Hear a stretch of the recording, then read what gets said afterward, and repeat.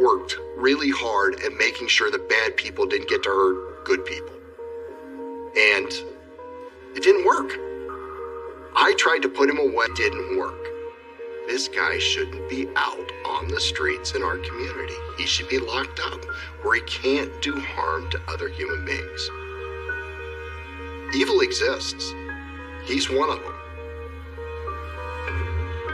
He said he had not seen Erica since that day.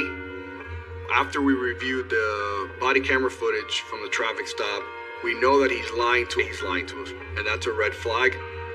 There's a reason why he's trying to distance himself from her. I just need to figure out why.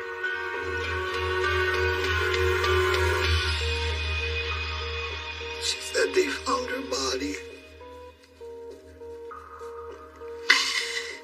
And I lost it. And all I remember was my dad grabbing me. He was crying. He did this. The cop, his eyes watered, looks at my mom dead in her eyes and says, "We do too." Bowed his head down and walked away.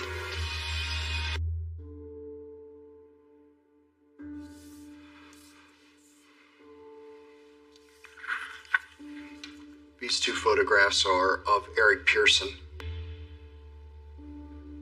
And that's how I remember him looking back in 1994 when I first saw him. There's some people that commit murders in a moment of anger, and then there are other types of murders.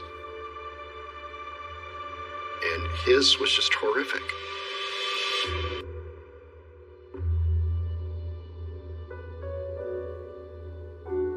On January 22nd, 1994, Christina Whitaker was murdered. Her body was found behind an abandoned home in Davie, Florida, and she had been beaten beyond recognition in the face. In the Broward side, the state attorney, and this is one of the cases that were assigned to me. When I received the case and I started reviewing the file, what I learned was that in 1985, Eric Pearson was convicted of burglary and attempted murder of a female, where he sliced her hands and tried to slit her throat. He was sentenced for 6 of those years, thus enabling him to be out and to commit the crimes against Christina Whitaker. Christina was 17 years old when she was murdered. That bothers me.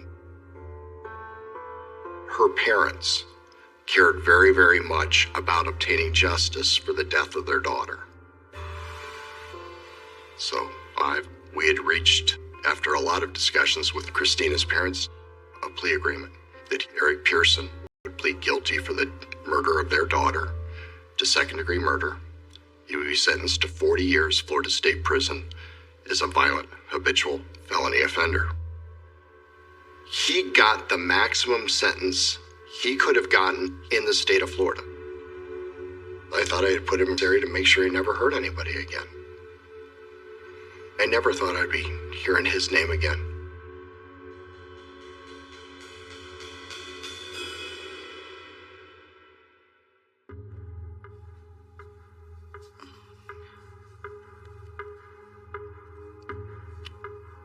This was in the summer. One of the days we went to the pool, we took the kids and she wanted a picture.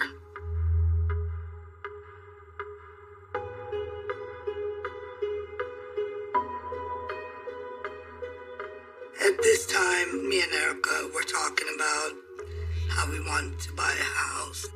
That was our goal. We were going to do it together. Plans were changed.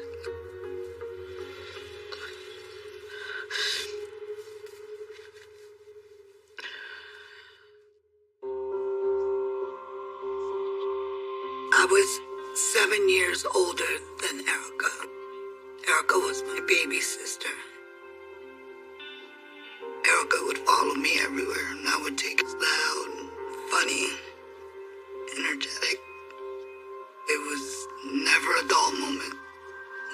was around at all.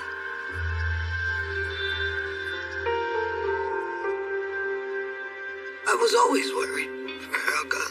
Always. Everybody has mistakes, you know. Nobody's perfect. But take the right road and some don't. Some take a little U-turn and come back and fix it all up.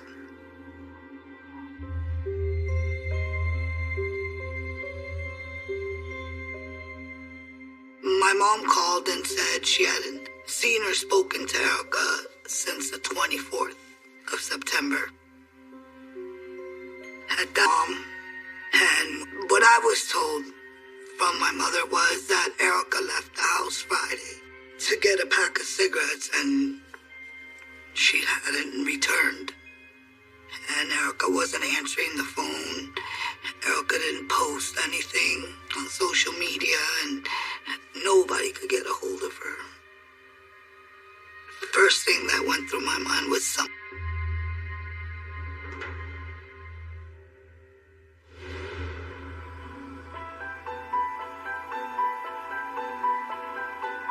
my mom first went down to Sunrise Police Station.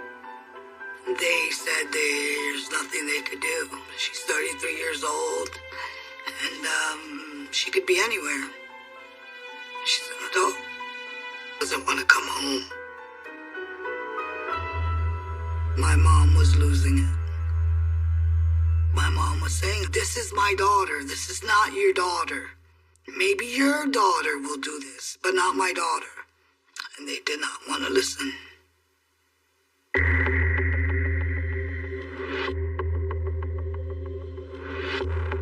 When I first spoke to Erica's mom, panicked, worried about her daughter.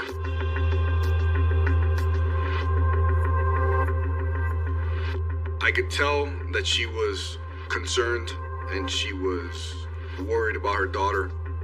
You know, she had a good relationship with her daughter and she knew it wasn't like Erica to be, you know, gone for a while without reaching out to her. But me as an investigator, I have to state other factors and other evidence in the case that I don't want to miss. You know, she's an adult. There's nothing necessarily suspicious. There's a million possibilities. She might have met somebody, you know, romantically and they could have ran away together.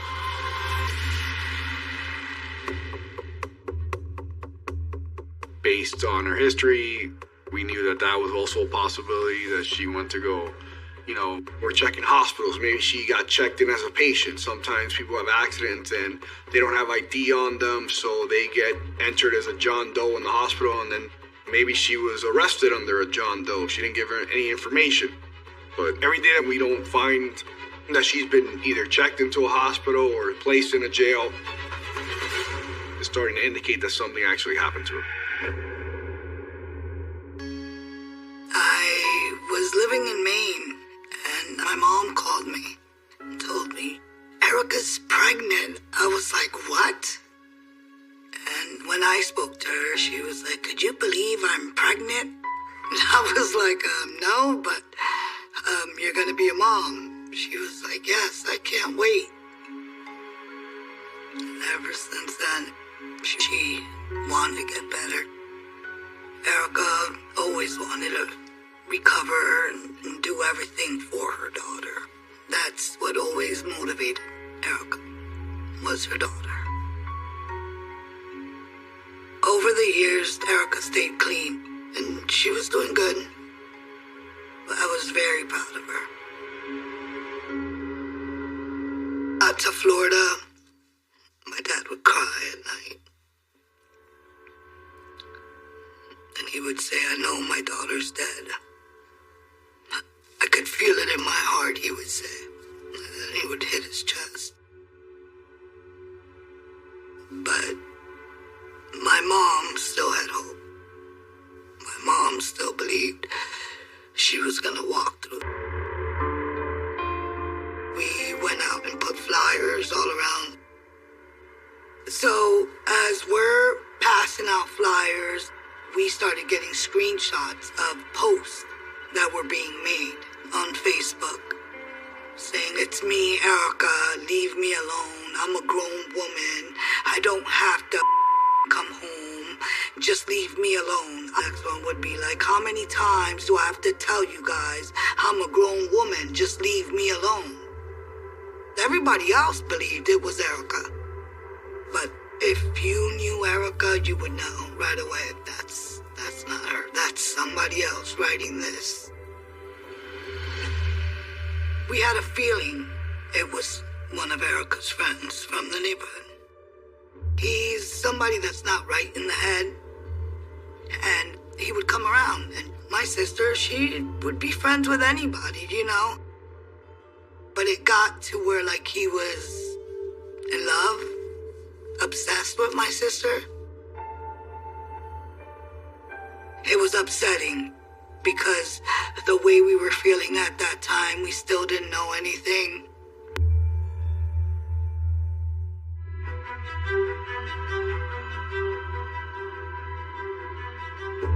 It's possible that it could have been somebody that had to do with a disappearance that's just trying to throw us off the track, delay us finding her or finding them. Using investigative means, we were able to make contact with Facebook, make contact with the internet provider, one of Erica's childhood friends, who the mother said was mentally unstable.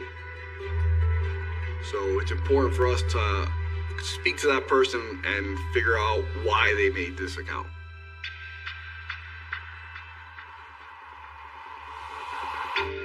We immediately went to his residence. We spoke to him, and he was visibly and I explained to him why we were there. He apologized for making the fake Facebook account. He didn't give us a reason why he did it. He said that he was sorry and he was trying to find Erica himself because she had been at that house on the day that she disappeared. That was definitely suspicious, but he allowed us to search his house just to make sure she wasn't there. Anything suspicious. He said he had not seen Erica since that day. He did say that she was picked up by a person he described as a white guy in a truck. He had a roommate that we spoke to, and the roommate's story matched his story. So we were able to determine, he was being truthful with us. I asked him to take the Facebook page down. He agreed, and to lead us to believe that he had anything to do with her disappearance.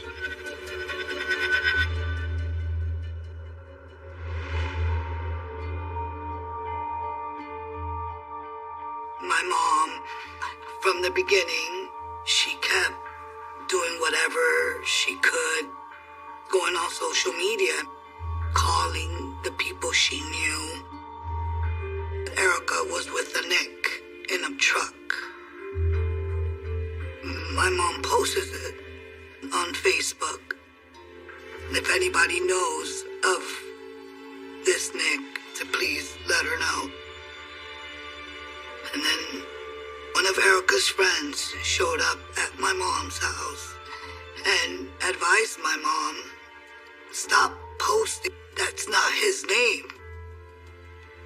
And my mom tells Erica's friend, well, how do you know? And he says, well, I seen Erica at the gas station earlier on Friday.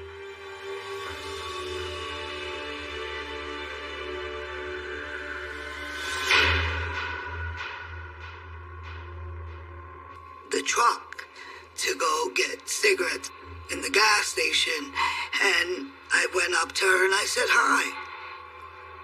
But when I went up to the truck, I seen a grimy man.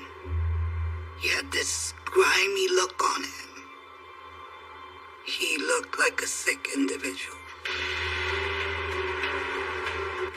So he wanted to get his name. Erica's friend decided to introduce himself to the driver. He says his name, and he says, what's your name? He turned and looked at him and said, my name is Eric Pearson. Why?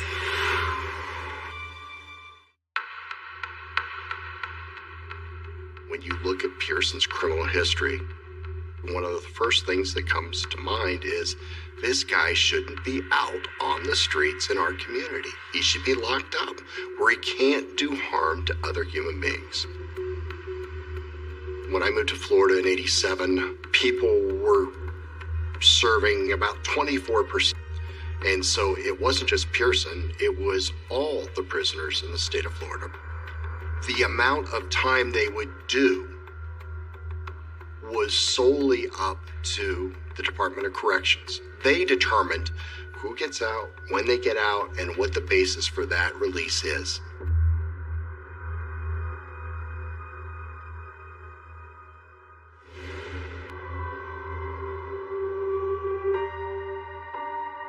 Christina's mother was so troubled that Pearson had gotten out and not served his full prison sentence that she wanted to do something to try to bring about a change, a positive change.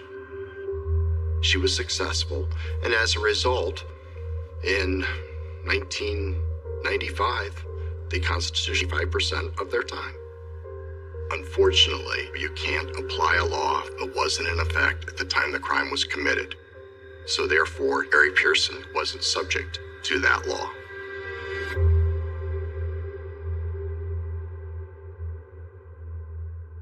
My sister Erica never mentioned Eric Pearson to me at all. Not once. When I Googled his name, first thing that came up was the Sun Sentinel.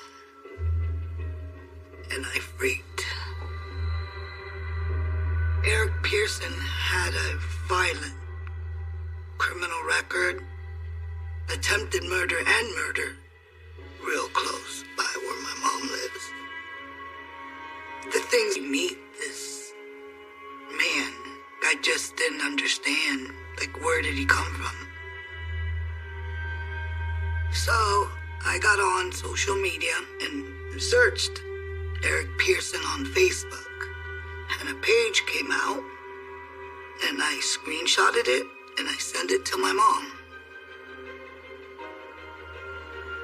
My mom knew where Erica's friend was at, and he says, yes, that's him.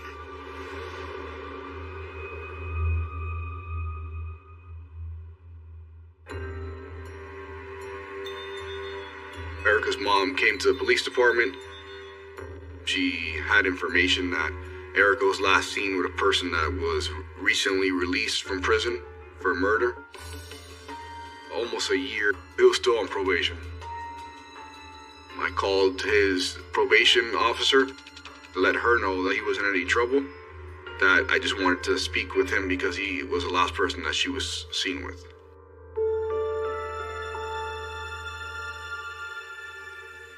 I was already parked in the parking lot of his complex before I called him.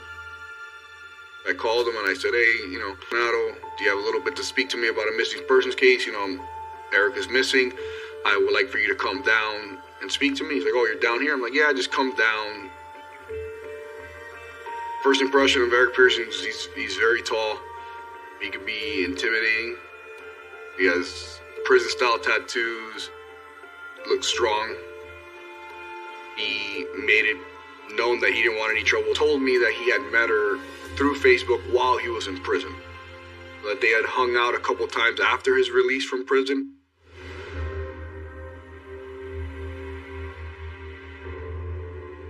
On that day, he, went to go hang out with her, drove her to a gas station.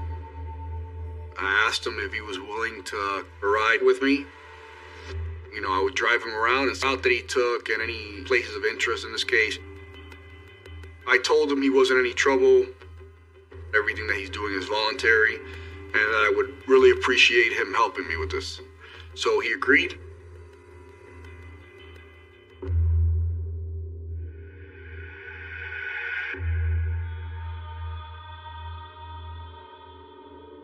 Once he gets into my car, he mentioned that before they went to the gas station, they were stopped by the police. They were pulled over because there was an issue with the tag on the truck. And then once we get to the gas station, he directs us to the pump that he parked. And he said, okay, this is where she got off. She said that she was gonna go buy drugs. She walked off, drove around looking for her in the area, didn't find her, and then went home. And then after that, he never heard from her again. Very friendly, hey, I really appreciate you helping me out, said our goodbyes and went from there. At this point, after what Eric told me, I'm still hopeful that we can find Erica. So we went to the gas station, gave us access to the cameras, and we started to review video. We do have video of his truck at the pump, a female that's walking away that appears to match the description of Erica, and she walks out of camera view. We have the video of the truck leaving a couple minutes afterwards. So we're able to confirm that story. So when I got back into the office, I started up and I was able to find it.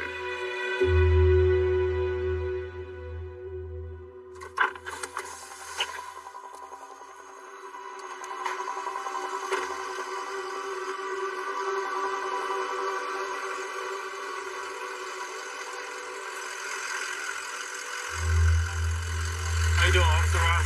Police Department? How you doing? Sergeant Magnus here. You're tagged. Temporary tag. Sorry about that. Any weapons in the car? No, sir. Shut up.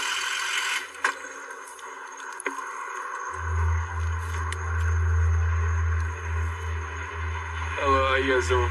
All right, sir. Can I smoke a cigarette? Absolutely. What's wrong with you? Oh man, when I was 26, I had a kid. Thank you, sir. Where you at? Good. By the way, I didn't even see you. Normally when I see police, I slow down, but whatever y'all were conducting back. Okay. Don't worry about it. Thank you, sir. Have a good one. So the traffic stop, which is a normal traffic stop, they injured. So the primary officer gives him a verbal warning, just tells him to fix the tag, and just lets him go on his way.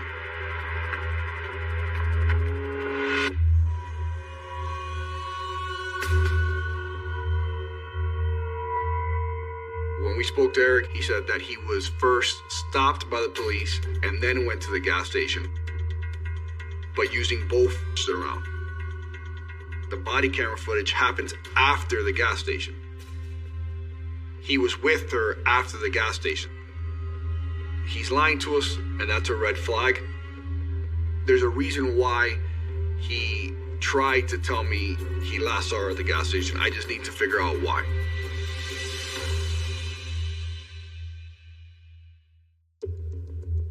Background, the criminal record he had, I knew he had something to do with it.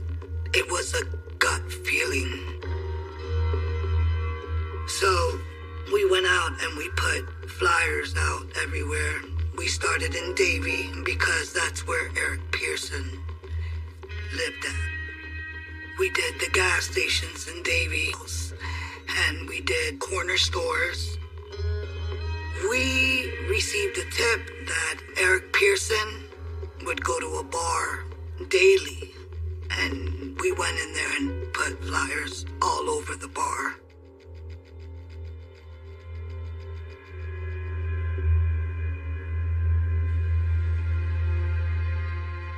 About the flyers at the bar, we received a phone call that Eric Pearson had walked in that bar.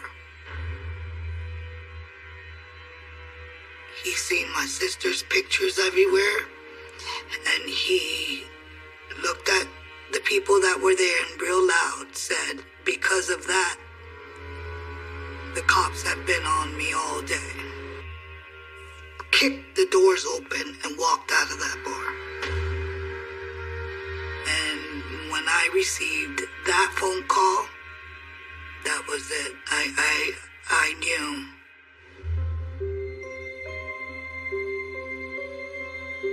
I did call the detectives and I let them know it was Eric Pearson, that he did something. We were told to stop putting flyers up. It's messing with their investigation. stop putting the flyers out and stop doing this and stop doing that. But we were not. My mom was not gonna stop. Why don't you guys go and arrest who did this? My mom. And I told the cops, well, I hope you guys get him before I do.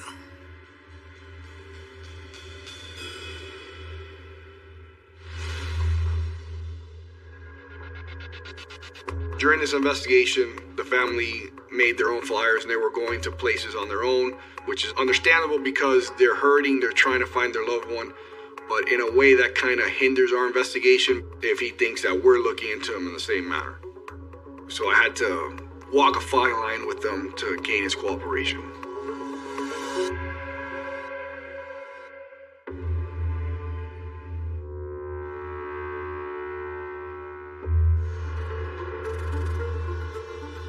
When he came to meet with me, he brought his girlfriend to the police department. So I basically at the gas station, and he did not last see her at the gas station because he was within the car. So he starts to backpedal a little bit, says that he doesn't really remember. I'm not hitting him too hard or calling him a liar flat out. I'm trying to gain his cooperation to see if he can, tell me what happened. While me and him were having a conversation in the interview room, detectives approached her girlfriend, had a conversation with her. One of our female detectives struck, a good rapport with his girlfriend, and they exchanged numbers. At this point, he's not under arrest, he's free to go. So he leaves the interview room. Later on that evening, 11 o'clock, the girlfriend actually ended up calling the female detective and told her that she remembered things that were concerning or alarming. So where the girlfriend lived, it was a trailer that was backed up to a canal. She said that Pearson would go back there and would stare at the canal and would make references like, damn, that bitch stinks. She just thought that was odd. And then we ultimately decided to go out there with cadaver dogs to search that area. They were able to get a hit along the canal bank there. And when they looked, there was something that was covered by palm fronds and rocks, like in knee-deep water. So once they were in a body that was covered in a tarp and a bed sheet and was duct taped together.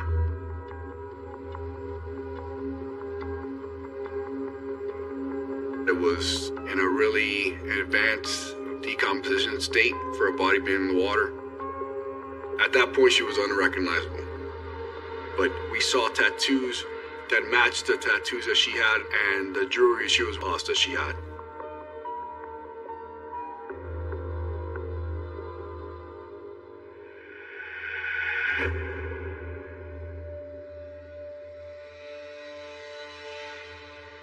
So, October 16th.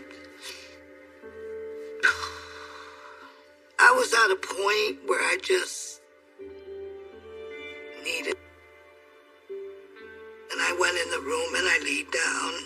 And I remember falling asleep, praying. I fell asleep praying, asking God to just please bring her home.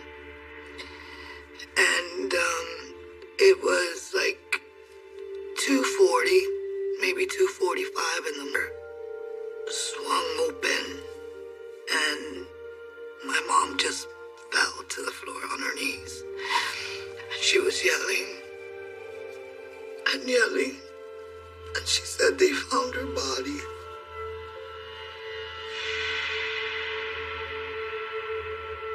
And I remember yelling, "What did you just say to me?" I hear Lynette. They found her body. I jumped off the bed and I ran out the front door. And I was yelling at them, "What did you tell my mother? What did you tell my mother, and all I remember was my dad grabbing me. He was crying. My mom turned and said, I know who did this. The cop, his eyes watered, looks at my mom dead in her eyes and says, we do too. Bowed his head down and walked away.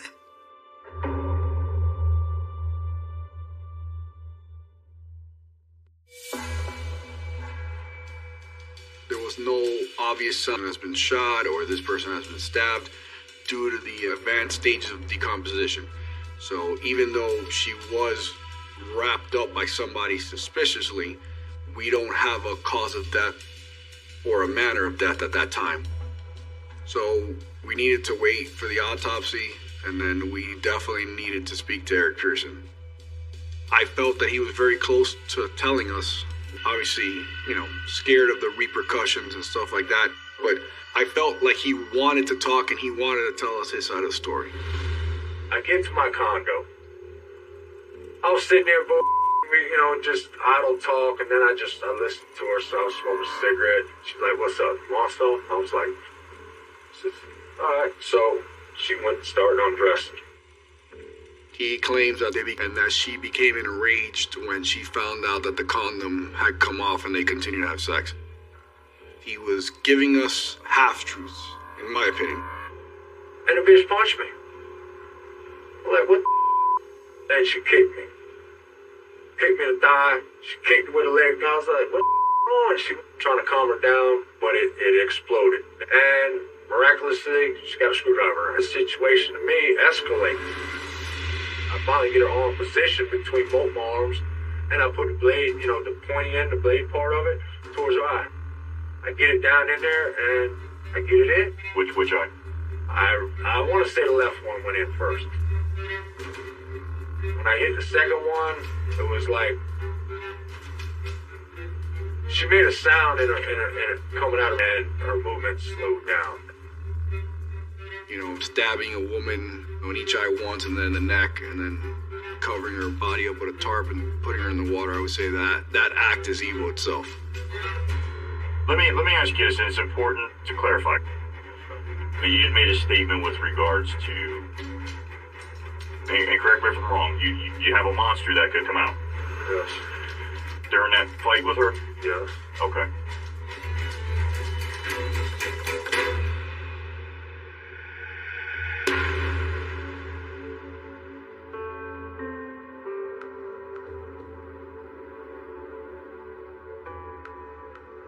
When I read about Eric Pearson, it took the breath out of my lungs. It was like, no way. He's not supposed to be out. I can't believe it. I believe it was in 2005 at his prison website database, and it seemed like he had a whole long time to go. And then out of the blue, I just happened to read the article about the young lady that was killed in Sunrise.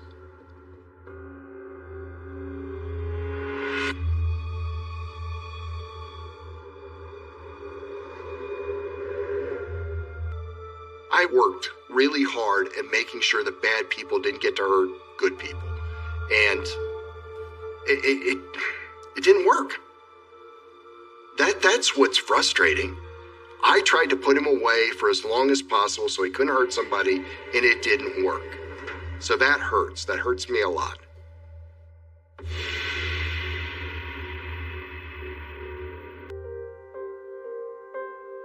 She'd be devastated if she were alive and knew that Eric Pearson had been released and killed another human being. What's haunting is that he was able to kill again. Eric Pearson is one of those people that should not be out walking around in our communities preying on innocent people, and that's where he needs to be for the rest of his life. Evil exists. He's one of them.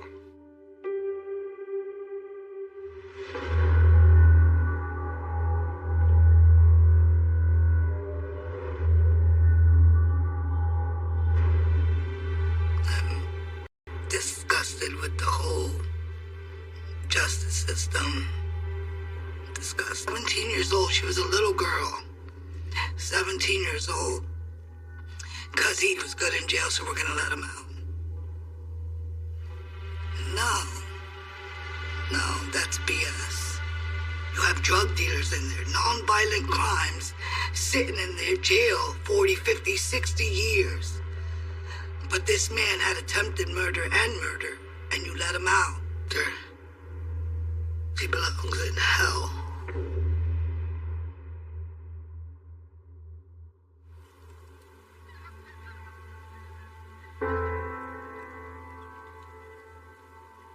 I don't wish this on anybody at all. This is the worst feeling ever. I feel like my whole heart was ripped out.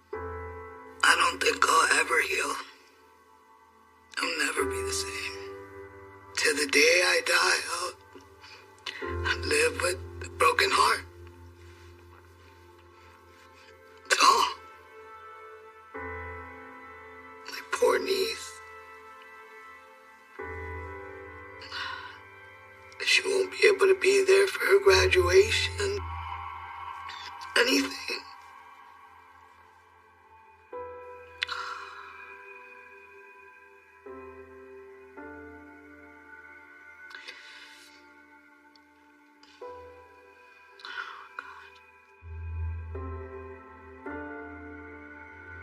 I put her picture in front of her ashes. I have her. Erica loved to drink coffee, so at home I make her coffee and I'll set her a cup of coffee by her picture and her ashes. I want everybody to remember the fun, loving person she was. I just want every soul.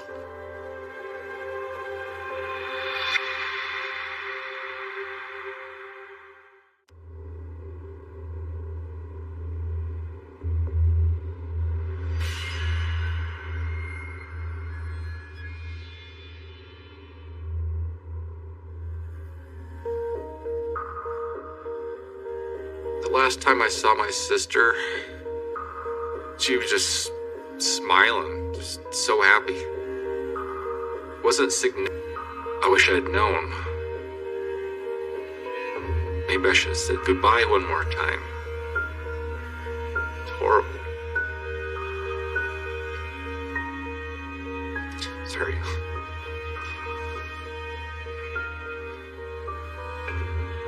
As a parent, if your child scrapes their knee or whatever, you fix it.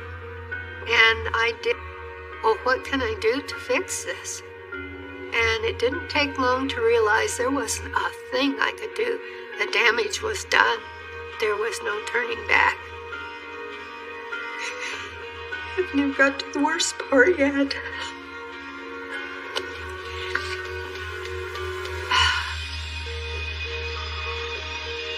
He bit me numerous times. He said if I ever told anybody, he would hunt me down and kill me. What I was thinking was, I cannot believe this is happening. It was unbelievable. I know the officer I was with, I remember him breaking down and crying. Okay, I don't want to look at that picture anymore. He took away a good friend, a good person. That's what he took away. I want to rip his testicles off and shove them down his throat. That's the level of anger.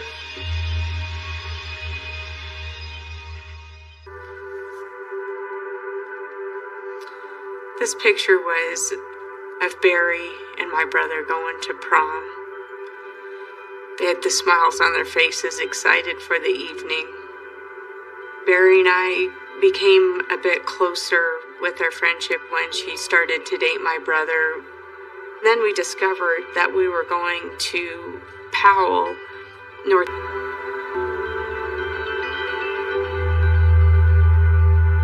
When we arrived in Powell at the college, we were excited to get off the farm, to get away from our parents and discover the new life, the dorm life, and what kind of classes. And so we were really excited to take off to college.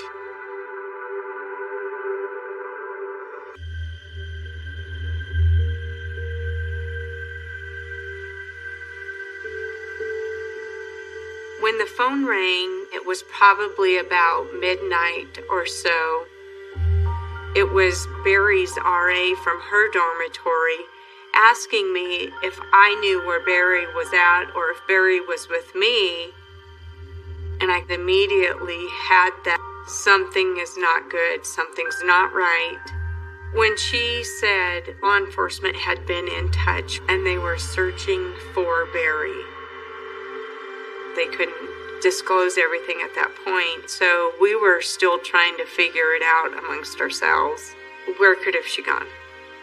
Who's she with? What happened? We're on a mission.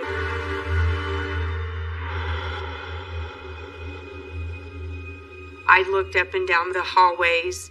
I checked the bathroom, and then I headed out towards the parking lot where Barry had previously parked her car. I was thinking maybe she had gotten in a car wreck, but her car was in the parking lot.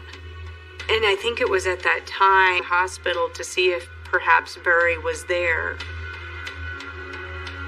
But when we got to the hospital and they said that there was nobody in there by the name of Barry, yeah, I was definitely getting stressed out. The nightmare was building. The helplessness, the anger, the worry. I was hoping also the intuition was saying something was not right.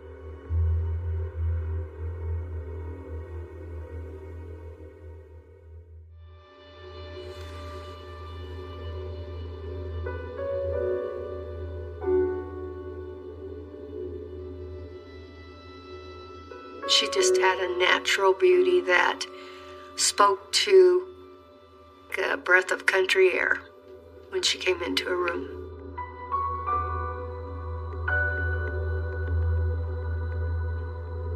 Didn't matter whether you were male, female, black, brown, everybody was her friend. And that's the way she wanted it. She really was a beautiful person. She was pretty inside and out. Yeah, I miss her a lot.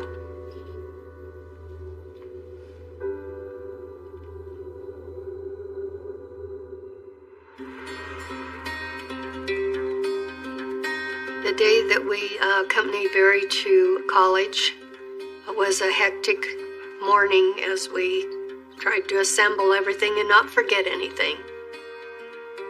Barry had been out the night before meet.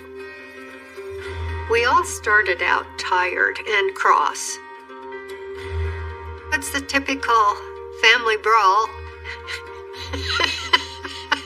Hurry up. I don't want that there. Do you need so much stuff? We had her car packed, and then Ryan and I tailed her up the road. And I worried that something was wrong. She came running back to the car and said, "You guys haven't got any music."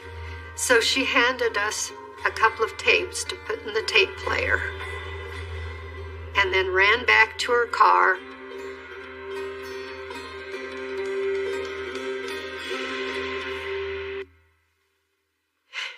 The sun was bright. It was the sparkle, seeing her running in the sun.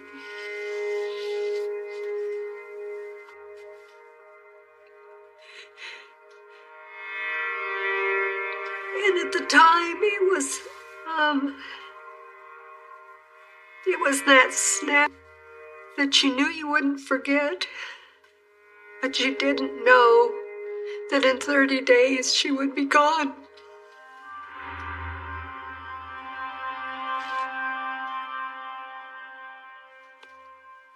I'm sorry.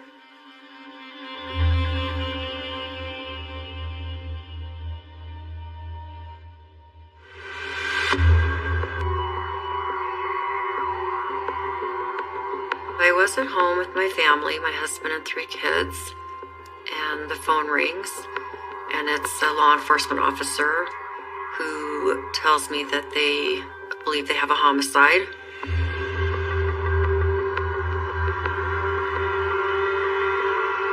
He said, we have a college student covered in blood who says he'd gotten in a fight. He may have killed him, but didn't know. He was 18 years old, soon to be 19. There was no indication that he was anything but the all-American kid. In a small town in Wyoming, that's unusual. But this college student, he was being very vague. We did not have a clear picture of what was going on. You just go into work mode. We need to be at our best. We can't make any mistakes.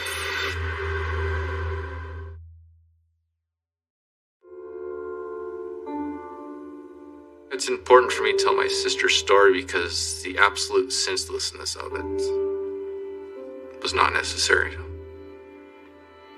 It's horrible.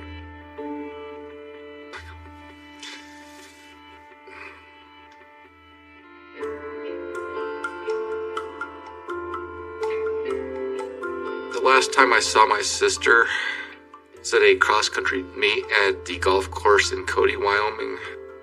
She and her roommate drove over. It was nice.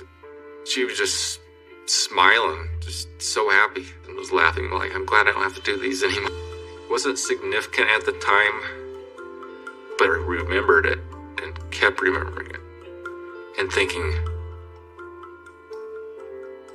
I wish I'd known. Maybe I should have said goodbye one more time. But yeah, that was the last time I saw her.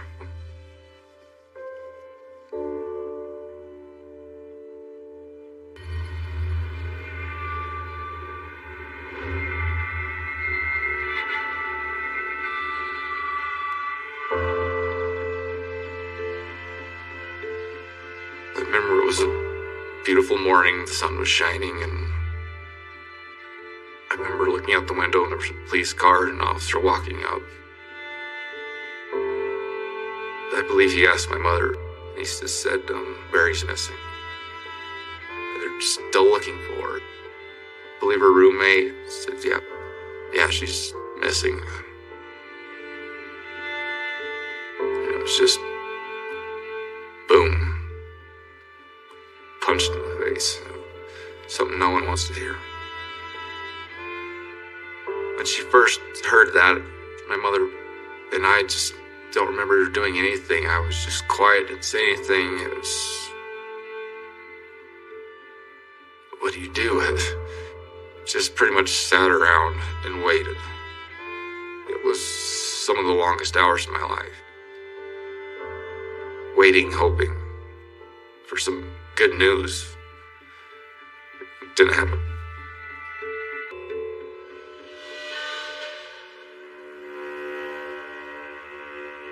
After the hospital and discovering she was not there, everybody was hoping that Barry might show up back at her dorm room. And I kind of remember feeling the woulda, coulda, shoulda by dawn.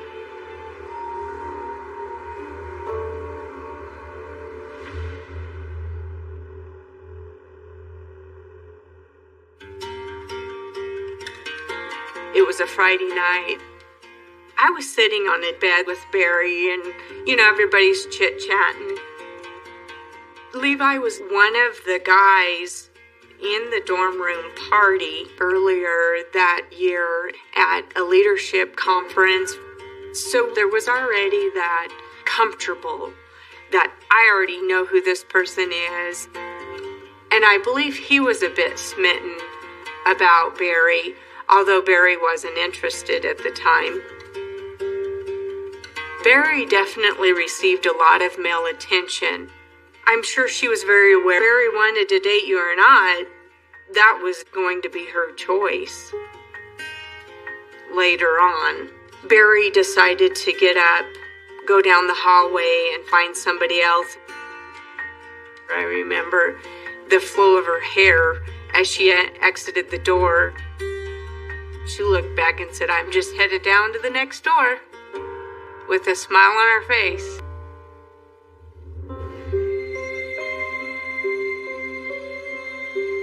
I sat on the bed waiting, thinking, oh, she'll be back.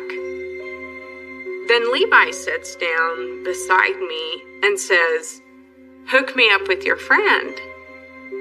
And I said, "No, she just broke it off with a boyfriend," in which she did. But I knew that she didn't want somebody.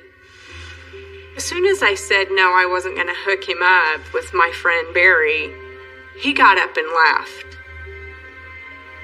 I expected Barry to come right back. And when it got to be minutes, then I thought, well, maybe she headed back to her dorm room. So that's when I left. I didn't have reason to believe that she was in harm's way.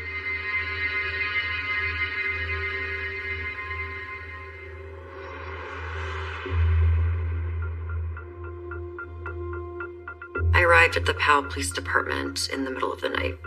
The college student had already been interviewed.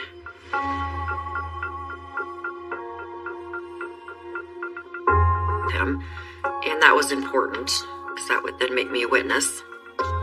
What I learned when I got there was that Levi had shown up at the dorm, that he was covered in blood, that he had told his roommate that he'd been in a fight with another male.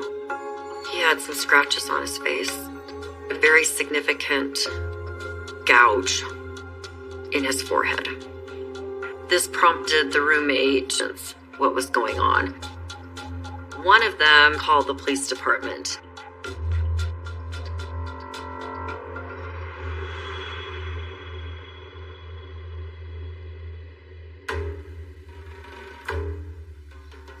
Levi had said that he had gotten into a fight with another guy. That was one. Then it was, well, maybe I killed him. Two, it was Barry, a girl named Barry. Levi said that he and Barry were in the car together. He pulled over. They had consensual sex. And for some unknown reason, they got out of the car and she hit him with the beer bottle. And that's where he got the injuries to his face, and he then defended himself by stabbing her.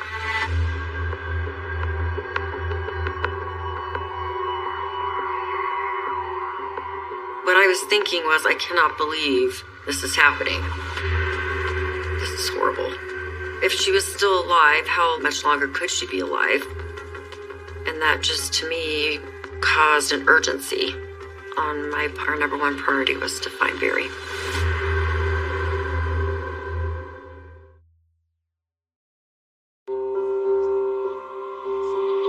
I got a lot of sweet little notes when they were old enough to write, like, "Mom, you're my best friend, I love you." Those kind of things were really precious. We did a lot of outside activities, built snow forts, and in the summer it was picnicking and even camping in the backyard. But I found that being a single working mom with small children was very challenging.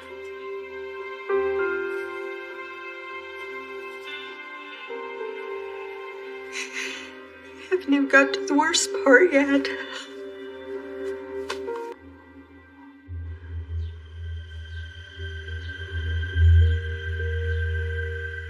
They did tell us that a fellow had come back to the dorms with a considerable amount of blood on his clothing. They didn't know exactly what had happened. There was reason to believe that she might have just been injured. What I still alive, but the practical mind was not buying my hope. But I don't get the luxury of going crazy. I have a kid to raise. Ryan still needed a mother. He was 16 at the time. I still had to be the mom and the dad.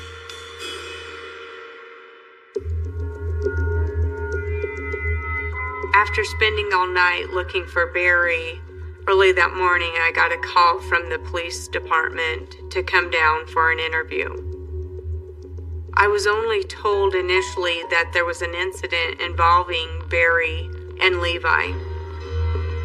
They wanted to know the event room, so I led him through the entire evening. I also disclosed the virginity conversation from earlier that day.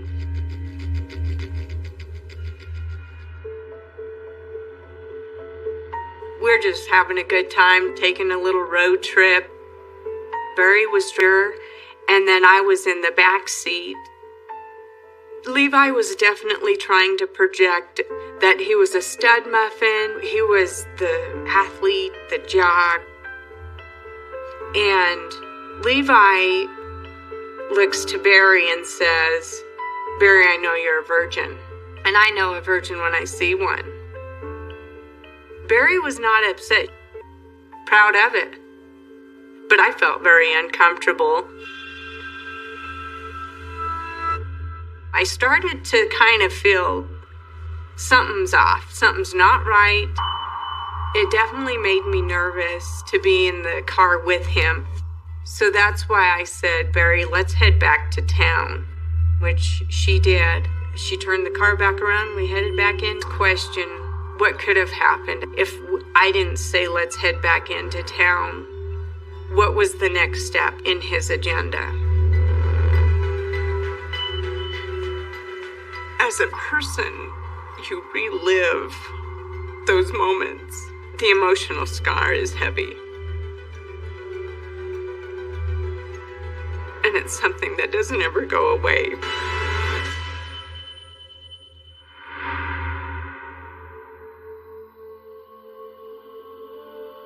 We had a little bit of hope that she was still alive because of his inconsistent statements, and that's sort of what can drive you, right?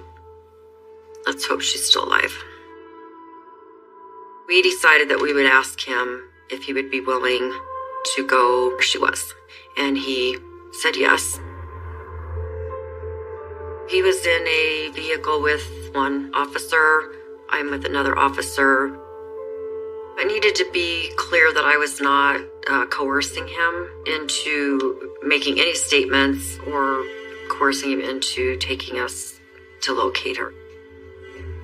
We weren't that far from town, but there's nothing out videoing each other so that we know what Levi's telling the officer he's with, and he's being pretty vague. She's on the left side of the road. She's on the right side of the road. We turned off a couple times and drove down the 2-track and, I guess this isn't it. I'm feeling an enormous amount of pressure because this is my responsibility as the head law enforcement. And I mean, time's ticking. And it's pissing me off. He knows where she is. I said, just tell them to pull over and we can have a conversation with him. I went up to the car. He was in the back seat. I introduced myself. I told him that I was the prosecutor in the case. I said, we can't keep doing this. It would be helpful if you would be honest and tell us where she was. I was very thoughtful about what I said because I was not going to risk messing the case up. He said, okay, I'll show you where she is.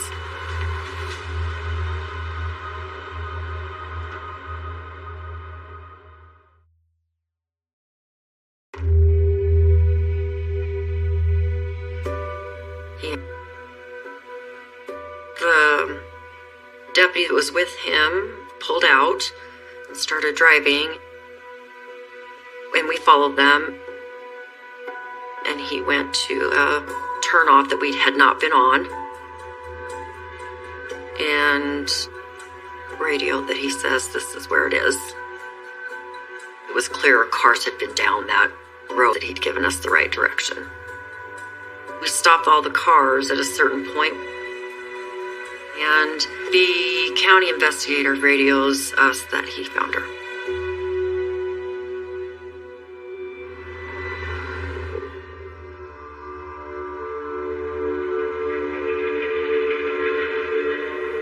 have the image in my head right now while we're talking what she looked. Barry was laying on some dirt.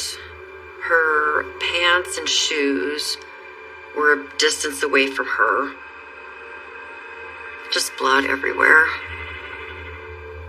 The defensive wounds that Barry sustained were like nothing I had ever seen. Her fingernails were broken. She fought for every breath she had. It was coated in blood. It was clear that her throat had been slit. The length of the incision in her neck looked to me as though she had nearly been decapitated.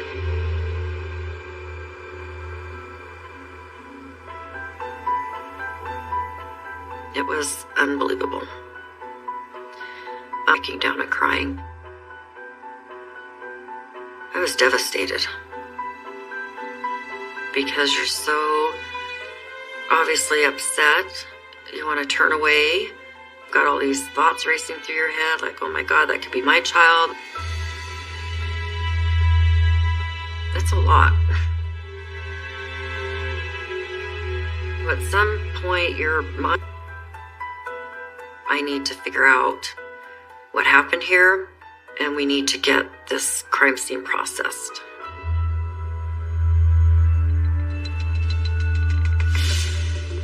Because of where her body was, the condition of her body, the placement of her clothing, there was another pool of blood, and then she had been drugged. That was not a situation where someone had consensual sex and hit somebody with a bottle and was stabbed in self-defense. It was clear to me that Levi's story was not accurate. He was lying.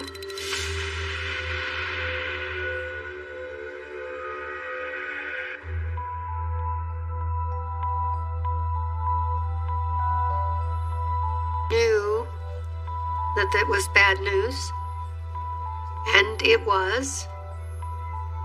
They said that her body had been found, and they had her murderer in custody. I looked at Ryan, and he was kind of standing in the hallway. I remember his face. It was just, he didn't cry. It was just that shock. As a parent, if your child scrapes their knee or whatever, you fix it.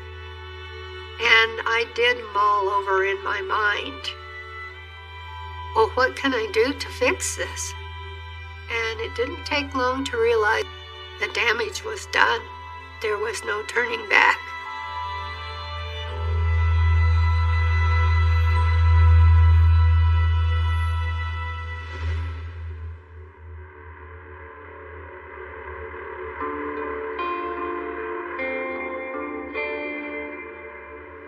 It either had to be very early in the morning or at night because I woke them up.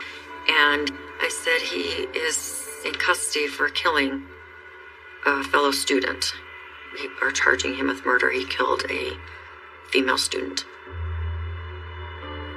His mother let out this noise of just wounded to the core. It was similar to a mother being told that do you have any explanation for how your son could possibly have committed this crime? And they just couldn't offer any. They talked to me about what kind of kid he was. It wasn't a troublemaker, was very popular, was athletic, the homecoming king, no criminal history, no explanation whatsoever as to why he just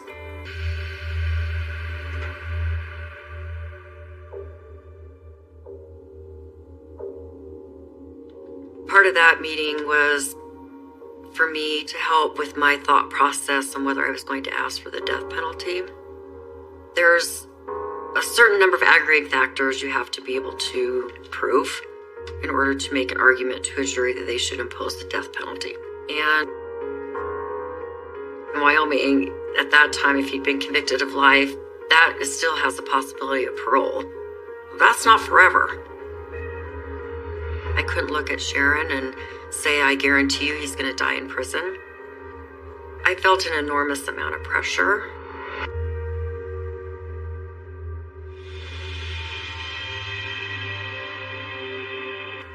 After hearing the news that Levi had killed a person, my first thought was that if I had told the cops that maybe I could have saved her life.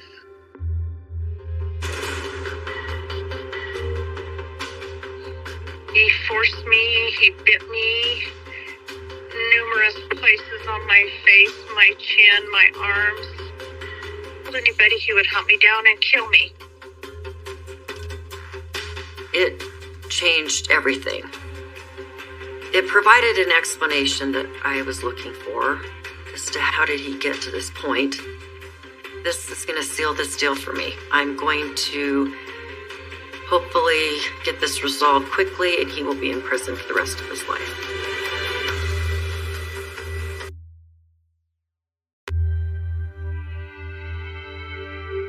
In the summer of 1995, Levi Collins sexually assaulted me. A friend of mine and I were at the bar that evening, and I saw Levi, and he kept wanting me to go look at the lights of his car.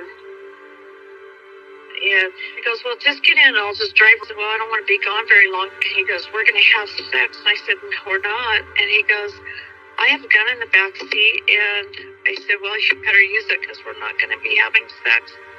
And he took me out past the dump, and that's where it happened.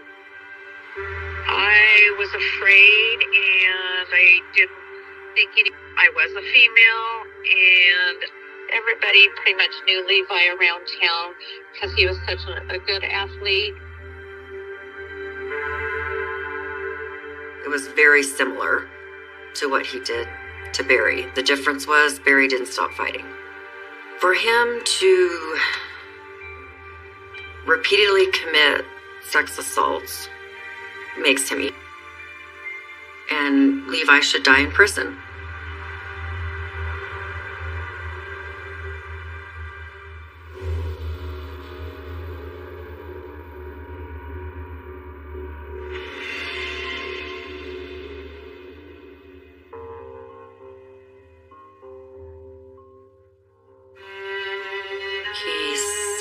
He and Barry left. He said that he pulled over and wanted to have sex, and she said no and started resisting him. She got out of the car, that he tackled her, that he had his knife, and essentially could not get her to stop fighting. Sexual intercourse with her, she still would not stop fighting, and he just said he lost it. Just started cutting her throat. I remember asking him why he stopped, and he said he could hear her gurgling through her neck wound.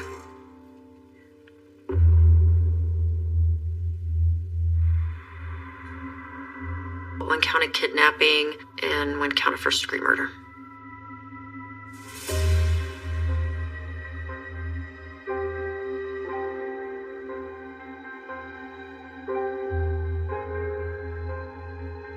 It's not fair. It seems that our society spends more time educating women about how to keep themselves safe and less time educating men that no means no. Barry did absolutely nothing wrong. And the only person that did anything wrong is Levi.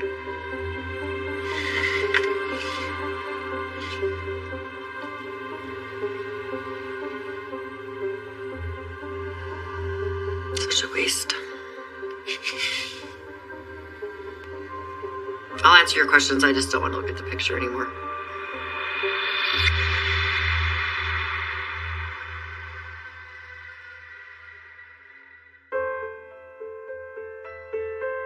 I wonder, did he wait outside that dorm room because she was coming back and he then detoured her and convinced her to get back into his.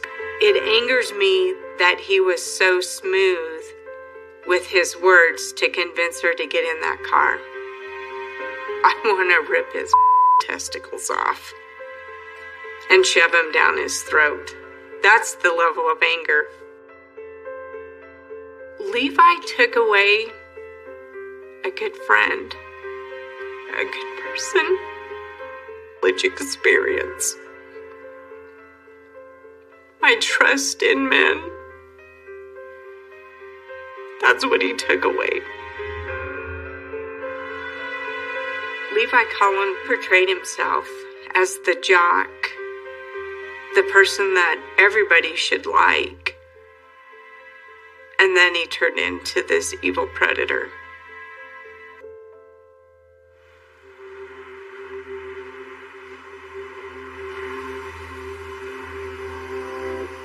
Barry was like the butterfly that flittered around and touched everybody's life.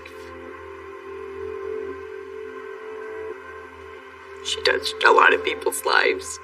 She definitely did. Because of her personality.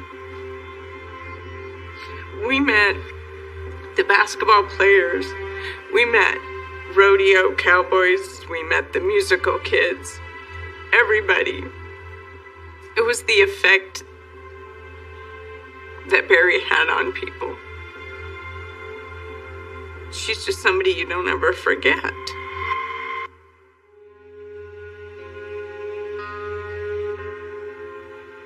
I didn't want to accept the fact that she was gone. Especially after she was buried. It was starting to get really cold out because this was October in Wyoming.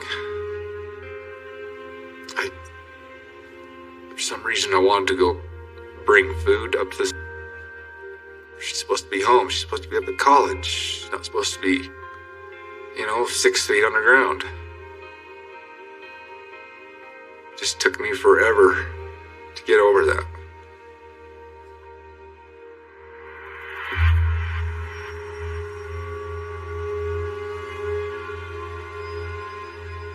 We took out our anger, which was kind of each other and really didn't mean to. After that, I realized how much time we've lost together, and it's important to keep in contact because who knows how much longer I'll have her or she'll have me. Anything can happen. My mom and I are close now. It's just, I'm content with him being behind bars for the rest of his life. It's not justice. He's still living and breathing, but I think it's fair enough.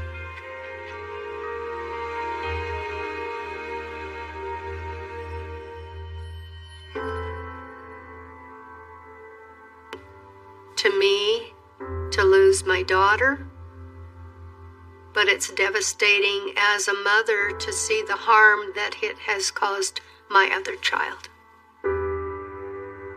There's a lot of things that I lost. Not only do you lose your child, but you lose a part of your heritage, our family tree, in a way that can never be replaced. We still talk about it. Barry's murder left a big hole in my heart. That hole probably is not meant to be filled in or fixed, or when your child is gone, a part of you is gone. It began with silence, not the kind that follows peace, but the kind that grows from isolation thick, cold, and endless. When Ava Morell woke, she didn't remember where she was. The air was damp, the ceiling low, the walls padded. Her wrists were bound loosely with medical straps. She could move, but not far. The room smelled faintly of disinfectant and something metallic. Then came the voice, calm, articulate, terrifyingly gentle. "You're awake. Good. I was worried the dosage was too high. Ava turned toward the sound. A man stepped out of the shadows, tall, clean-shaven, wearing a white shirt spattered faintly with paint or blood. His eyes were pale gray, too calm for someone who'd just committed a crime. "Who are you?" she whispered. "My name is Elias," he said. "And before you panic, no, I'm not going to hurt you. Not unless you make me." He spoke like a doctor explaining a diagnosis, and something about his tone, measured, precise, terrified her more than if he'd screamed. Days blurred into each other. Ava learned the rhythm of the quiet room. Every morning at 8, the door opened. Elias entered, carrying food, water, and sometimes books. Every night at 10, he checked her vitals, adjusted the straps, and said softly, "Good night, Ava." He never touched her more than necessary. He never raised his voice. He treated her like a patient, but she wasn't sick, at least not yet. She began to study him the way he studied her. He moved like someone trained, careful, methodical, but always watching. He had scars across his hands, long and thin, surgical, deliberate. He rarely blinked when he spoke, and behind the calm, she saw something breakable, like a man holding himself together with the same tape. That sealed her wrists. "Why are you doing this?" she asked once. "Because I need you to understand something," he said. "Understand what?" "That love doesn't begin with choice. It begins with observation." She didn't understand, but the way he said it, the way his voice almost trembled, made her heart twist with something close to pity. Weeks passed. The fear dulled, replaced by exhaustion and confusion. He began to talk more. He told her about his mother, a painter who used to say art was only beautiful when it hurt. About his father, a surgeon who left when Elias was 12. About the girl he once loved, a patient. A pianist who died during a minor operation he'd performed as an intern. "I thought if I could just keep something alive, I'd make it right." She listened because there was nothing else to do, but something in his voice made her stay quiet. When he left that night, she whispered, "I'm still alive." He froze, then smiled, the first true smile she'd seen. "That's exactly why you're here." One night, the lights flickered. The storm outside cut the power. For the first time, she saw his face lit only by candlelight, the hollows beneath his eyes, the faint tremor in his jaw. He sat beside her bed, breathing slowly, like he was fighting something inside himself. "You think I'm a monster," he said quietly. "Aren't you? Maybe. But monsters love too, Ava. We just love differently." He reached for her hand, not to restrain, but to hold. For a moment, she didn't pull away. And for the first time since her captivity began, her heartbeat slowed instead of racing. He began to let her walk. The room wasn't just one cell, it was part of an underground house, carved beneath the forest. He showed her a kitchen, a library, even a garden grown under artificial light. "You built all this?" she asked. "Yes," he said. "A place where nothing dies unless I allow it." She wanted to hate him. She tried. But as the days turned into months, the lines blurred between captor and companion, between fear and something else. He brought her music. She played. He listened, eyes closed, as if every note repaired something broken in him. Once, she caught him crying. He didn't hide it. "Every time I hear you play," he said, "I feel human again. And that terrifies me." But love, like captivity, changes both the prisoner and the keeper. Ava began to see the cracks in his perfection, the way his hands shook when he unlocked the door, the way his breathing changed when she laughed. She realized he wasn't feeding on her fear anymore. He was addicted to her presence, and she, despite herself, was addicted to his attention. He read to her, cooked for her, sat beside her in silence, and slowly, the quiet room didn't feel like a prison anymore. Until the day she found the others. A storm hit again. The door to his study was left open. Inside, behind a curtain, she found jars, dozens of them. Inside each, something human. Fingers, eyes, locks of hair, each labeled with a name. She recognized one. Amelia, the pianist, the woman he'd said he loved. And next to it, an empty jar, labeled Ava. She dropped it. The sound shattered the silence like a scream. He appeared behind her, eyes dark, face unreadable. "You weren't supposed to see that. You said you loved me." "I do. That's why I can't let you go. You're the only thing that makes the silence stop." Then what happens when the silence comes back? Then I'll keep you forever. He reached for her. She ran. She made it to the surface, rain, forest, freedom. But he followed, always one step behind. Ava, please. You don't understand. This world will destroy you. Better it than you. He caught her at the cliff's edge. For a moment, their eyes met. Desperation, love, hate, everything twisted into one heartbeat. If I can't keep you, he whispered, I'll let the world do it for me. He let go. Or maybe she jumped. Days later, the police found the underground house, the jars, the notes, the quiet room, but no bodies, only 2 sets of footprints in the mud leading toward the cliffs. Both ended at the edge. No one ever found Ava Morell or Elias, but sometimes hikers say that on stormy nights, if you pass the old ravine, you can hear piano music through the trees, soft, haunting, and joined by a man's voice humming quietly, as if he finally found peace, or as if the quiet room just got bigger. The walls were a pale gray, like the sky before a storm. Disinfectant clung to the throat like a truth that wouldn't dissolve. When Ava opened her eyes, she saw only a slash of fluorescent light cutting the room in half. Fabric straps circled her wrists, not tight, just tight enough to remind her she had no choice. She swallowed. Somewhere out of sight, footsteps moved softly, the way a cat moves. Don't yank, a man's voice said, calm, almost gentle. The buckle turns once. Pull and you'll hurt your wrists. She turned her head, slowly. He stood in the doorway, tall, tidy, a white shirt pressed within an inch of obedience. His eyes were gray, kind of gray not found in school children's crayon boxes. He smiled without showing teeth. I'm Elias, he said. This room is well soundproofed. If you scream, you'll hear yourself, and then you'll be more afraid of your voice than of me. What do you want? Ava asked, hoarse. I want you safe, Elias said, and I want you to listen. She woke like this many times, as if slipping out of a sanded-down dream. Time here was measured by trays that arrived punctually, by lights dimming and brightening like tides. Sometimes Elias sat opposite her, elbows on knees, listening to her count breaths as if he were checking vital signs. He asked about small things, the song she liked, a childhood story, the scar at her heel. Each answer opened a door a crack, and he only looked through. He never stepped in. Why me? She asked. Because you didn't look away, he said.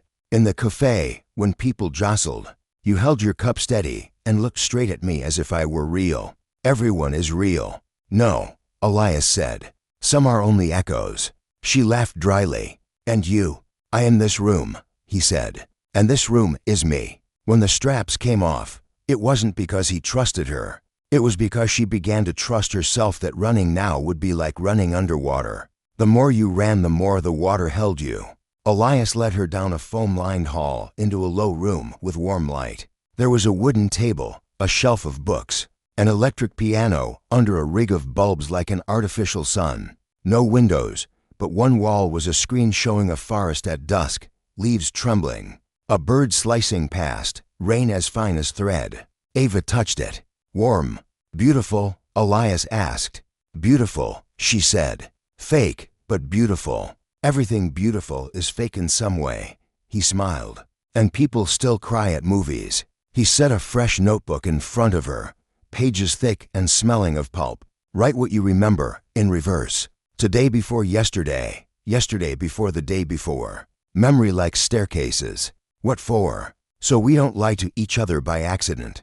Ava wrote. She wrote backwards through the day, through scraps like the way Elias rotated his spoon for sound, to the face she'd seen by the subway exit before she blacked out. The pen moved as smoothly as a needle. When she paused, he slid a cup of cinnamon tea across. He asked less now, taking notes with his eyes. What's your job? She asked. No job, Elias said. But I know how to stitch. I know how to open. I know how to seal. Have you killed anyone? He looked long enough for her to think she'd crossed a line. Then, level as a lake, I've stopped worse than death. Sometimes by bringing death sooner. What does that mean? It means I choose. At night Ava didn't sleep. She listened to the fan spin, her breath negotiating with the dark. In the next room, sometimes footsteps, sometimes the long sound of water, the way someone might rinse blood. She didn't ask. Once, standing before the forest screen, Elias appeared behind her, one hand's breadth away.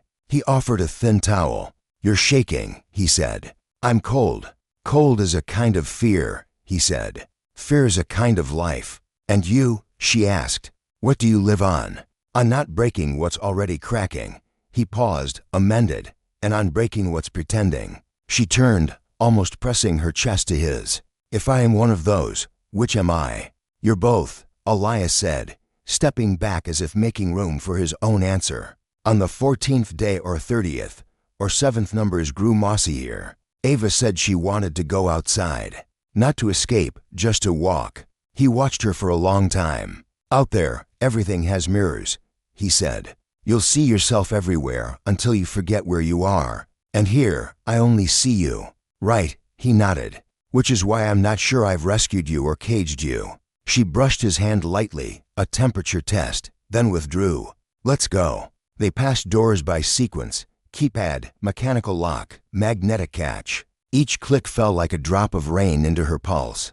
The last door opened into a short tunnel and a steel shaft with a ladder. Earth breath rose up, loamy with old memory. When the hatch lifted, darkness. He clicked a light. This was for Streel, not a screen. Slick leaves, cold air, the smell of mushrooms and bark. Ava inhaled. Her head swam, then cleared. "Walk 30 paces, Elias said. "Then come back." "You aren't coming?" "I stand here. I keep the line." She noticed a filament at her wrist, fine as fishing line, feeding a clear silicone loop knot tight. Not binding, just there. She walked. Leaves made a whisper underfoot. Above, a sky shattered into triangles by canopy. 12 steps, 19, 24. At 28 she stopped. Beyond a break in branches sat a flat rock. On it lay a carved wooden figure, a faceless woman. She turned. Elias stood like a boundary marker. She held up the figure. Yours, Elias said. "You carved it." "I don't carve." "You will," he said, as if reminding her of something already done. She pocketed the figure and returned.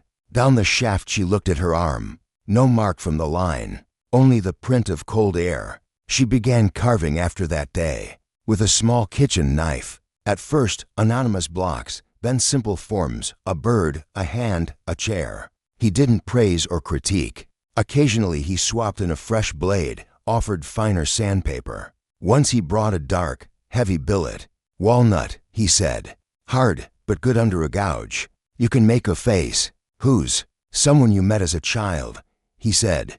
"Who taught you how to stand after you fell." "I don't remember anyone like that." "Remember," Elias said, as if memory were a muscle. She carved. Night into night, the face rose from wood. Cheekbones, a stubborn chin, the mouth canted slightly. When she set the knife down, sweat beaded like mist. He came close, stroked the surface water smooth. "You've met her," he said. "Where?" "In a mirror." She laughed and her heart snagged like a toe on a stair. One evening, while Ava played quiet classical music, Elias placed a flat wooden box before her.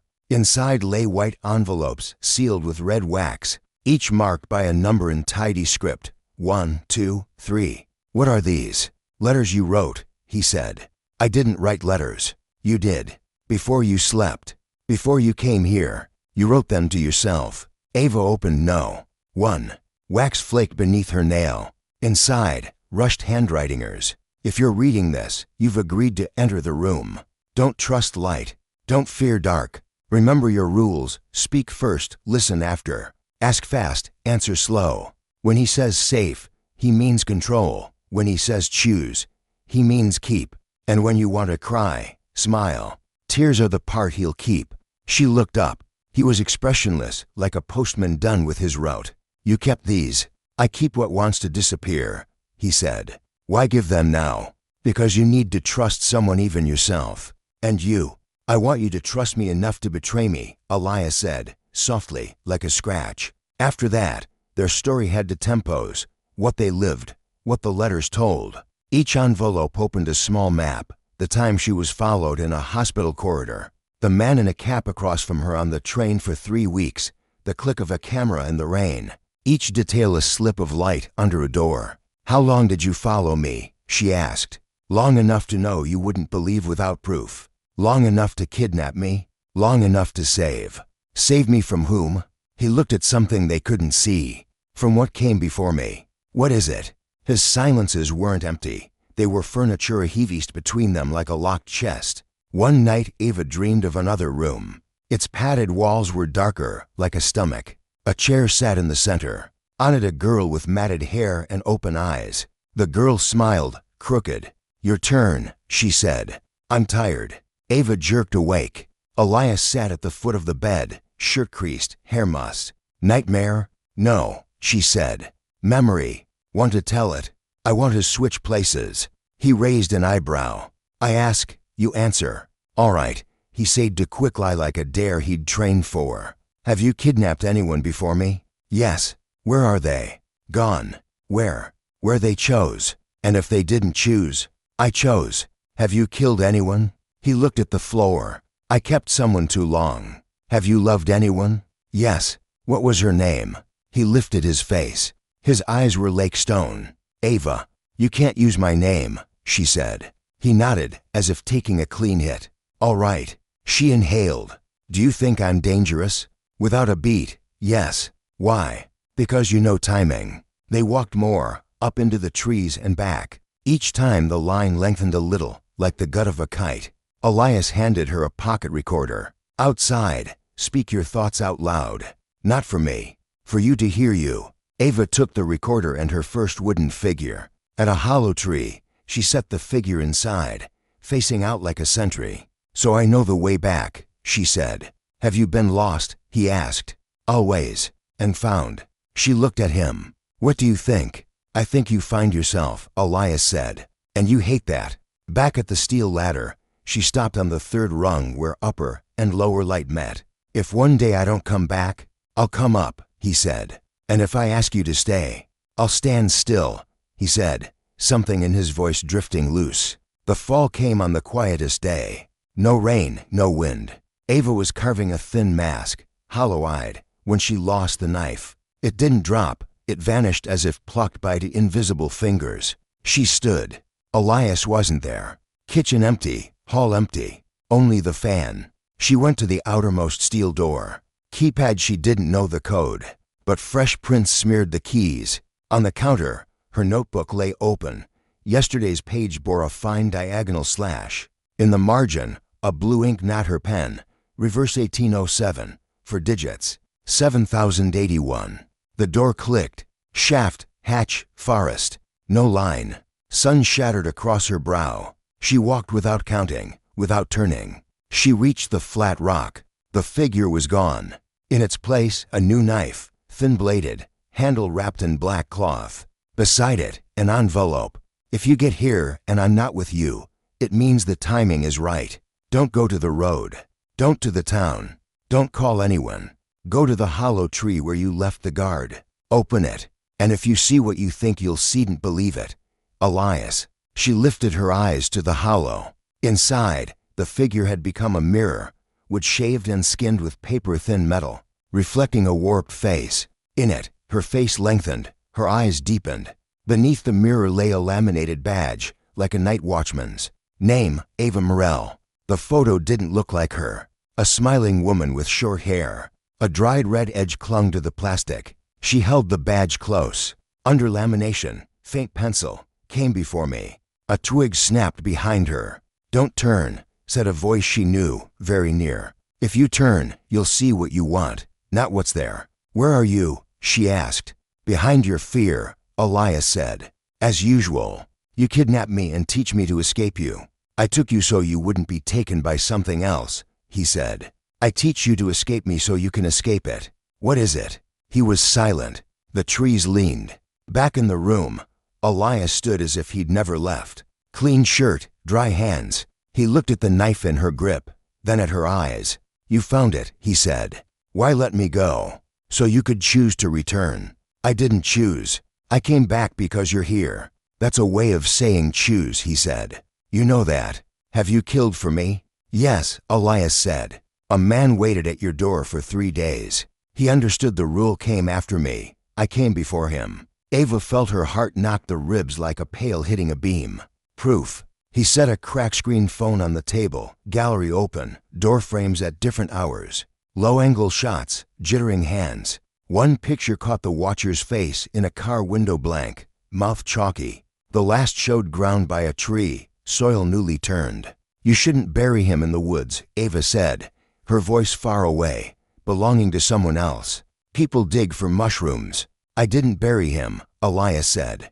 I buried the camera. He's elsewhere. In the city, maybe. In water, maybe. In the story you tell yourself to convince yourself you're blameless, maybe. You think I'm not blameless? She asked, like borrowing a pin. I think you chose to come here, Elias said. At least once. Days stretched like thread taut on a needle. They lived like people who knew an accident was coming and tried to stop it by moving slowly. Ava marked each minute in the notebook. Elias spoke less when he did. Each sentence was a bolt. Tell me your first kill, Ava said one night. There was no first, Elias said. Only a sequence of small decisions that made death the most reasonable variable. When you look back, you think there was a first because you need a beginning. So where does my story begin? The day you realized you could make others believe what you believe even when you didn't. What are you saying I am? I'm saying you notice who wants saving, and you like to be the hand that reaches. And when do I pull away? When the other holds too tight. Like you. He smiled, tired. Like me, he said. And like the one before me. Who was that? Maybe you. She laughed, and her throat hurt. I kidnapped myself. You locked yourself up long before you came, he said. I just gave the room walls so you could see it. The storm riveted muscular rain drumming the roof. Lights flashed and failed. The air filter growled. Ava sat on the floor, back to the bed, a wooden knife in her hand, its edges sharp as a word. Elias sat under a desk lamp mending a book spine. Silencing in it. Another sound slid in, the outer metal door opening. Closing. Opening. From the outside. Elias rose without hurry. Here, he said, as if to a stray dog. Ava set the knife down and picked up the recorder. She clicked on. Now sound became true because it was being saved. The inner door slammed. A man stood soaked, a black raincoat clinging like a second skin. His face was blank in the way that makes you forget where the eyes and mouth belong. He carried a soggy canvas bag. Came before me, he rasped, voice like mossed throat. Elias tilted his head, neither advancing nor retreating. Ava watched his hands, no visible weapon. The man set down the bag and dragged the zipper. Inside, a stack of photos, Ava in many places: supermarket, post office, hospital gate, her door. In each, a shadow stood at the edge, far enough not to be called tailing. She owes, he said. Who? Elias asked. Us, he said, looking at Ava the way one looks at luggage. She lured them in and left. She opens doors. I keep. Ava's head cooled with a silver taste. I don't know you, she said. He law fade a crack. You do. You always do. You are the one who comes first. Elias swept a hand, clearing invisible air. Leave, he said, violence without muscle. She belongs to the room, the man said, like quoting. She's the room, Elias said, stepping half the distance. And you are the echo. He lunged. What followed erased itself. Ava smashed the recorder against his head. Elias caught his wrist and rotated it until the joint snapped like a twig. They locked sweet. Rain. Breath. The wooden knife slid under the table. The man snarled, producing a sliver of light eraser. Elias moved a fraction late. The blade kissed his skin, leaving a fine line. Ava dropped to her knees, found the knife. No thinking. She stabbed. Not deep. Enough to hitch him. Elias seized his neck and bounced his skull off the table, edge a simple rhythm just enough to let the room's anger vent. The man folded like a wet sack. You did well, Elias said, panting. What did I do? Ava asked, hearing a crack in her own voice, as if she'd glimpsed herself. You chose, he said. Outside, rain kept drumming. They didn't bury him. They tied him to a chair, wrapped his wrists, wiped him down, taped his mouth. When he came to, Elias sat opposite, set a glass of water and the recorder before him. Listen, Elias said, playing the man's line. She opens doors. I keep. Explain, Elias said. The man looked at Ava as if begging her to remember a script. She stared back, bees loud in her ears. He began in ragged syllables around tape, a group, a game in the dark, rented rooms. Doors left open for those who understand, newcomers arriving. Kept to learn to stay. Ava perhaps standing at thresholds, smiling, saying, "Come in. It isn't scary," before disappearing into the night. He was a stayer, a minder, a keeper of order when the new panicked. That's how he understood love. Keep, keep, keep. She quit, he hissed. But the room didn't. What is the room? Ava asked. This, he said. Wherever she goes, the room goes.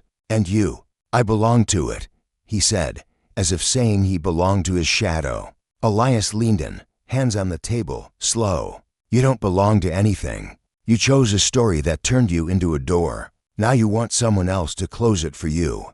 He smiled, crazed. So do you, he said. Elias said nothing. Ava smelled metal and rain. What will you do? She asked in the kitchen, out of his earshot.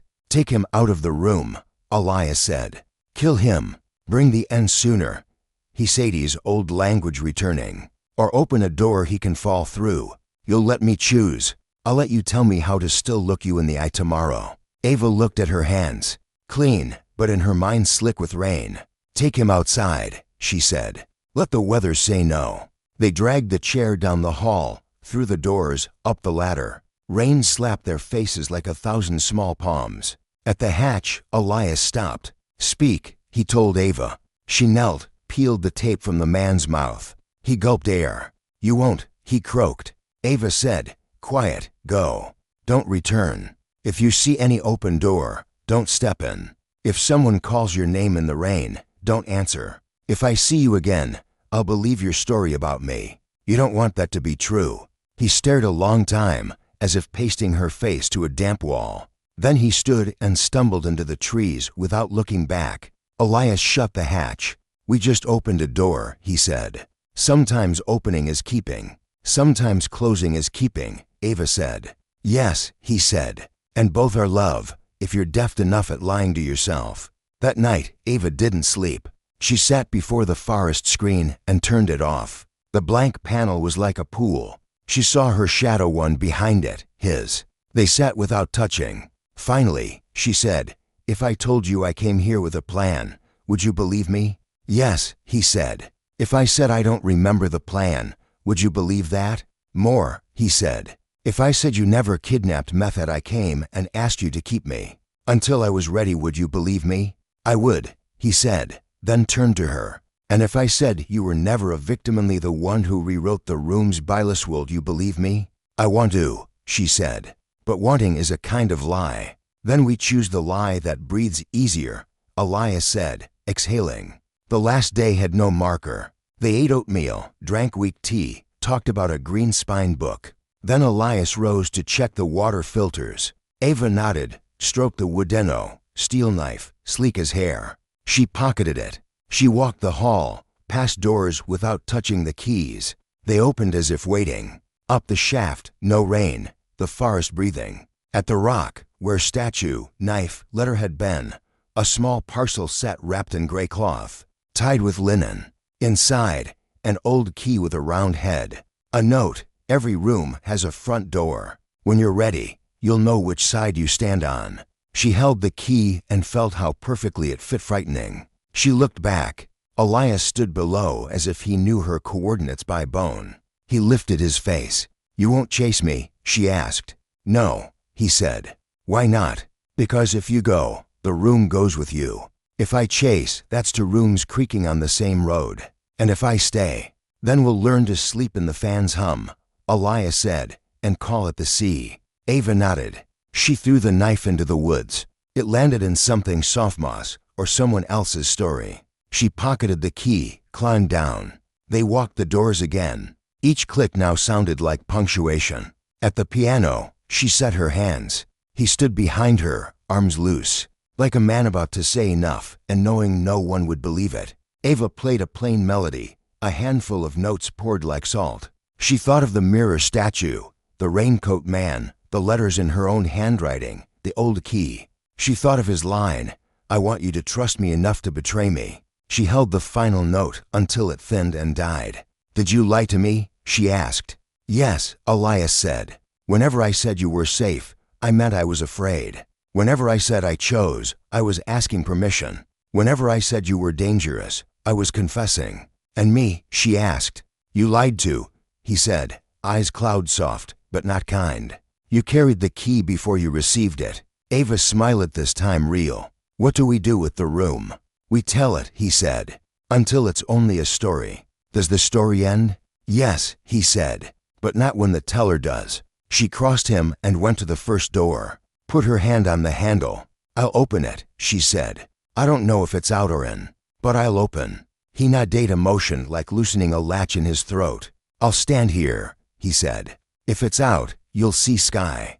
If it's in, you'll see me. She turned.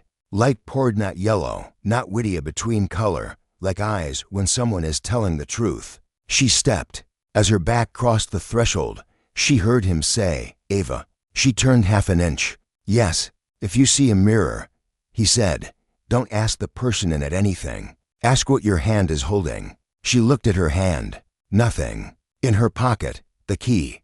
The door closed behind Hernet with a click, but the sound of a breath leaving. A year later, in a city without trees, a small rented room faced corrugated zinc roofs. Inside, a faceless wooden figure, an old recorder, a ring of keys. Each afternoon the woman there opens the front door a crack and sits to write letters to herself, sealing them with red wax. Some days, a man walks by, stops, glances through the slit, and sees her looking not at him, but at the space behind him where every room begins. Sometimes, in rain, two people stand under opposing eaves without knowing. One places a hand on his heart, checking.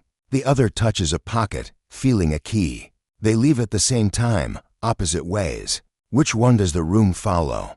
Perhaps the one who still needs it, or the one who's learned to tell it like an old tale. As for the story, it stands between them like a door without a handle, waiting to be named. If anyone asks, who controlled whom, the answer usually arrives late, when the asker has already crossed the threshold. Then another question pries open, small as the click of a good lock. Where did day one begin? Ava smiles alone in the dark room, not bothering with the light. On whichever side of the threshold I chose, she says softly, as if answering someone standing on the other side. And either side is mine.